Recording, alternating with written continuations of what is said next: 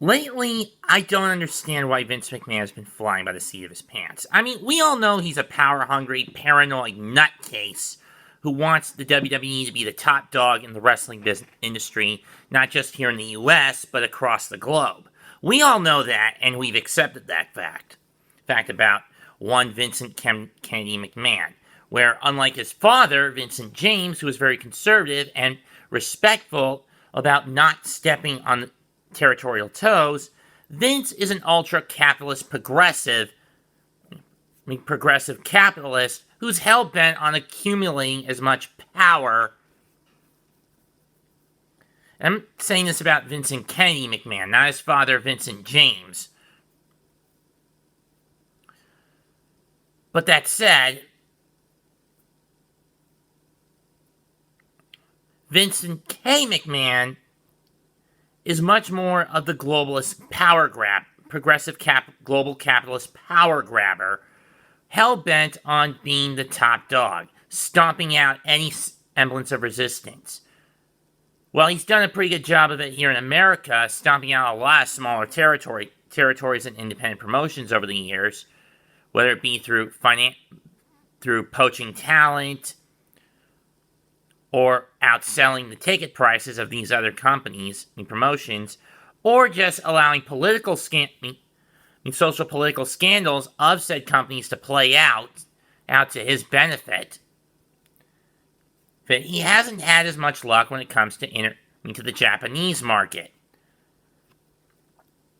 That being said, though, we all know why Vince did what he did last night at SummerSlam. He's afraid of the new competition, and the competition he's had to face the past two years plus or so, in the form of All Elite Wrestling.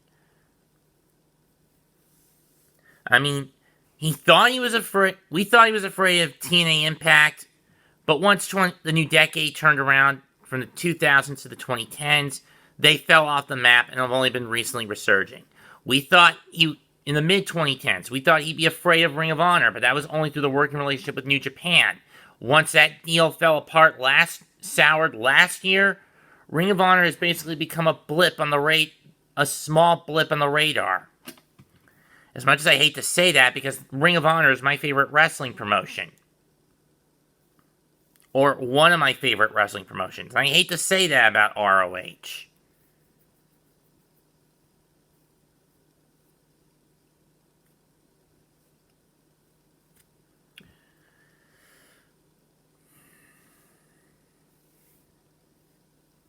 But anyway, what happened at SummerSlam last night?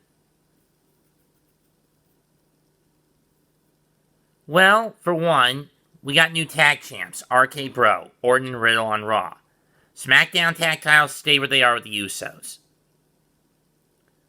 We have a new US champion, Damian Priest. I'm fine with that. From what many say, it and Edge versus Rollins were the matches that made the show even bearable to watch or listen to commentary for.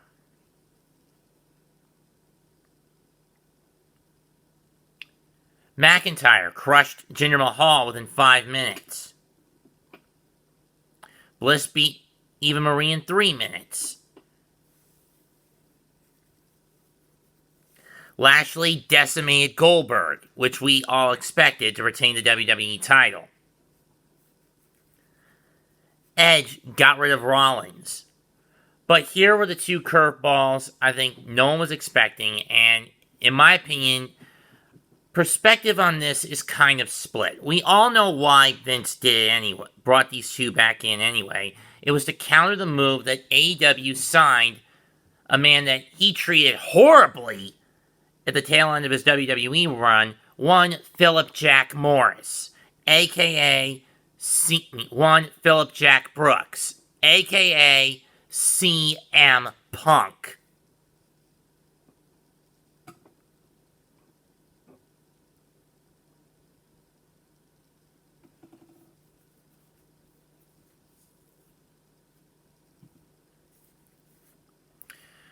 Okay, the former Sasha Banks was not cleared to wrestle at SummerSlam. Originally, they were going to have Carmella face Bianca Belair for the SmackDown Women's title.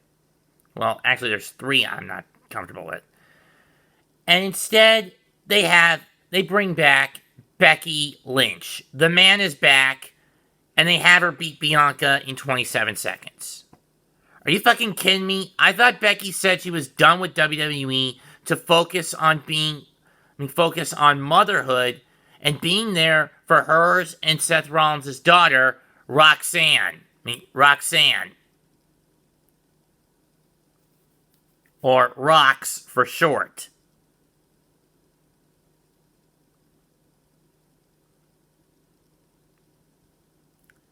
And keep in mind, Becky basically vacated the Raw title last year, and had that be the prize of the Money in the Bank ladder match that Asuka won, because she had to take time off because of the pregnancy. Because of her pregnancy. So why bring her back 8 months removed from birth, from conception?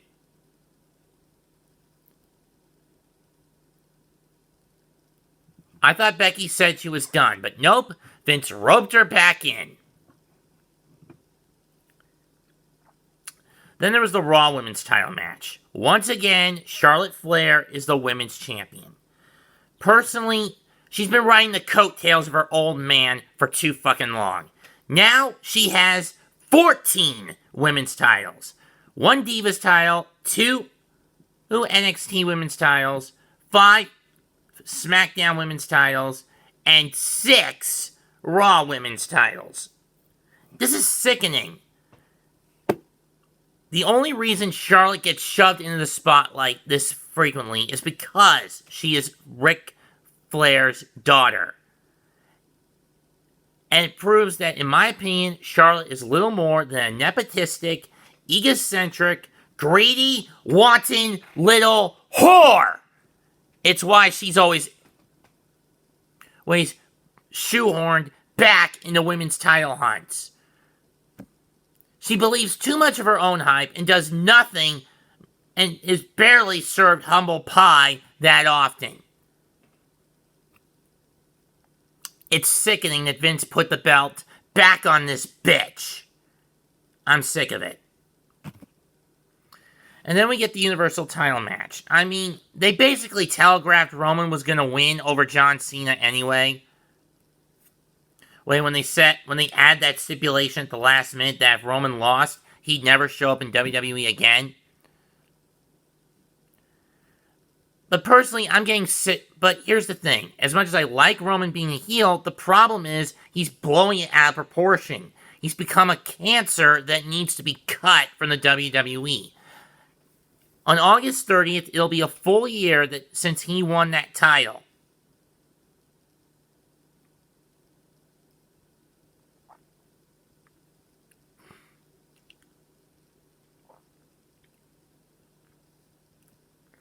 But here's the straw that breaks my back.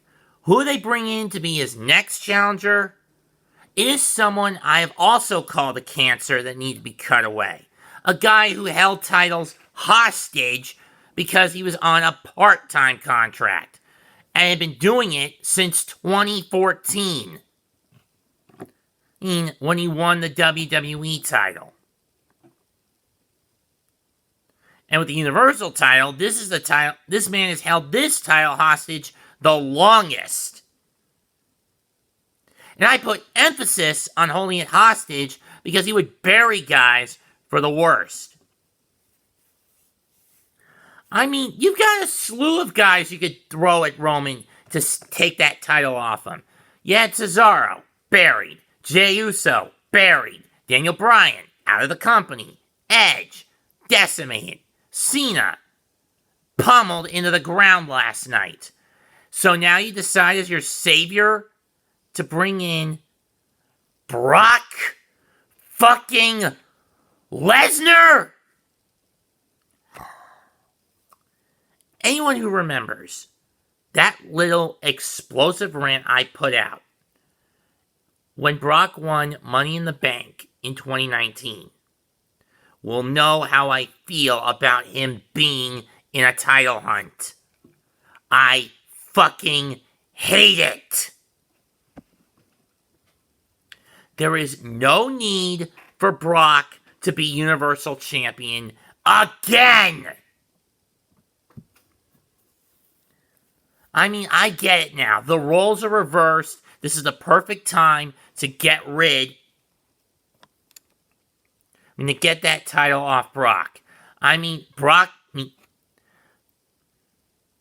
Roman views himself as, for more villainous context, Red Sun Superman. The Red Sun Superman. Brock is basically his kryptonite. And Brock may as well be his kryptonite. May think himself as Superman. Well, I get the logic. Roman views himself as Superman, and Brock is his kryptonite. Only once has he beaten Lesnar. But the head of the table has been pushed to the fucking moon.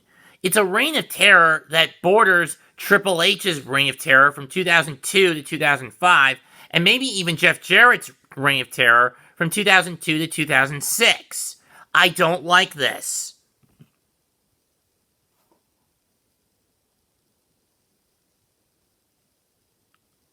They tried using established top dogs to get that belt off him. It didn't work. They tried using up-and-coming talent they've had toiling in the mid-card and pushing them to the main event. That didn't work. They've tried using longtime fan favorites. That didn't work. Why not just stick Roman in a multi-man match where the odds of him winning are slim to none? Or better yet, have him put the title on the line in the Royal Rumble again like he did in 2016. He's almost guaranteed to lose the title in that match.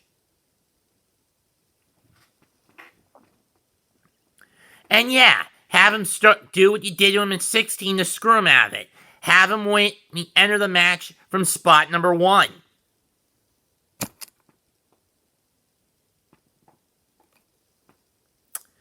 That having been said, Vince, I've said this before, I'll say it again. I'll say this. Your senility in not understanding to push the younger guns over the top dog veterans is so irritating, so illogical, it borderlines on Joe Biden's level of lackluster logic. But then again, Joe's got dementia stage 3. You're probably on the same level as my old man. Early onset dementia or Alzheimer's. Probably at stage 1. Let's face it. Vince turned 76 on, this Thursday.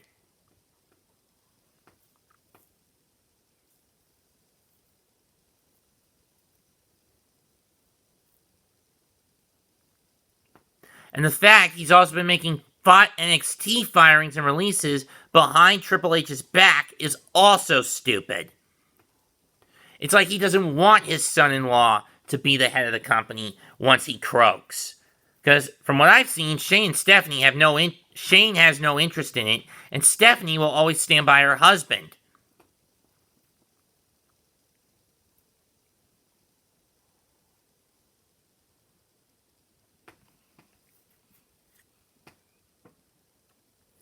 And the less I say about Linda's political aspirations, even from that time she served on Trump's cabinet, the better. From that time she was part of Donald Trump's cabinet, and when he first got into office, the better. Especially when she's mostly running for the Senate in Connecticut.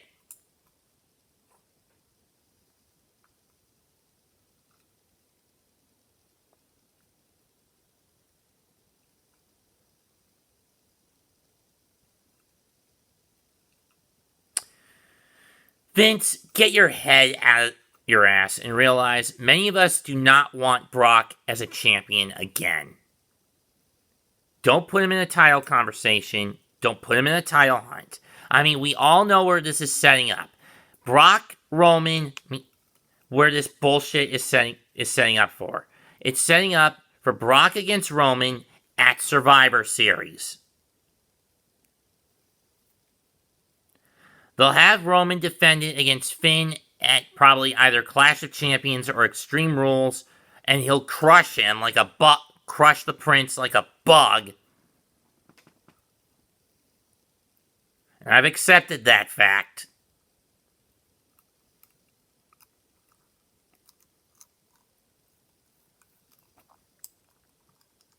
And then they'll basically forcibly take the title off him and put it back on Brock at Survivor Series. They'll pull the trigger and turn Brock heel again, using Heyman as the catalyst. In the same way how almost 20 years ago, Heyman turned heel on Brock and screwed him out of the WWE title in the Garden. Anyone remember that night in 2002? And then they had to make Brock jump through hoops to get a title shot against whoever the champion Heyman backed was. First it was the Big Show, then it was Kurt Angle, and then at WrestleMania he beat Kurt. Heard from 2002 to 2000, that little vendetta between Lesnar and Heyman from 2002 to 2003. Anyone remember that?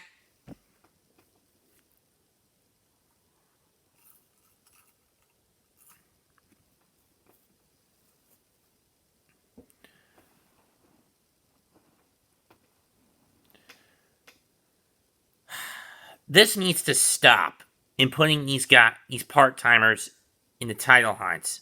And more importantly, Vince needs to learn the guys he's pushed now, they're not going to last forever.